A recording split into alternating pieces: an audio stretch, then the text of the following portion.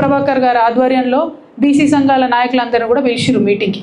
నేను అనుకున్నా, అరే ప్రభుత్వం ఒక ముందడుగు వేసింది, బీసీ సంఘ నాయకులు పాపం 30 ఏళ్ల నుంచి కొట్లాడుతున్నారు. ఆర్ కృష్ణయ్య గారు లాంటి వాళ్ళు, వకులాభరణం కృష్ణమోహన్ గారు బీసీ కమిషన్ చైర్మన్గా వేసారు.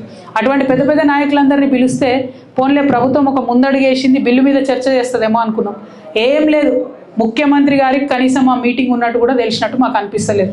యాక్చువల్గా అయితే ఈ టైంలో బీసీ ప్రజలందరూ ఆందోళనలో ఉన్నారు, మా సంఖ్య తగ్గిందని భయపడుతున్నటువంటి సమయంలో ముఖ్యమంత్రి గారే డైరెక్ట్గా మీటింగ్ పెట్టాలి. ఎందుకు సమయం లేదు ఆయనకు? ఇప్పటికి 31 సార్లు ఢిల్లీకి పోయొచ్చింది ముఖ్యమంత్రి గారు.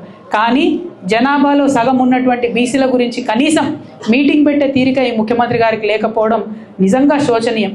ముఖ్యమంత్రి గారు నిన్న మీటింగ్లో లేరు. పోనీ కనీసం ఈ లెక్క కులగణన చేసినటువంటి క్యాబినెట్ సబ్ కమిటీకి చైర్మన్ ఉత్తమ్ కుమార్ రెడ్డి గారు, ఆయన మీటింగ్లో లేరు. ఈ లెక్కలన్నింటినీ కులగణన చేసినటువంటి అధికారులు సందీప్ శాండిల్య గారు, ఆయన మీటింగ్లో లేరు.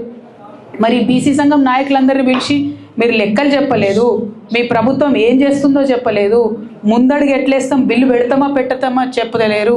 మరి ఎందుకోసం పిలిచినట్టు?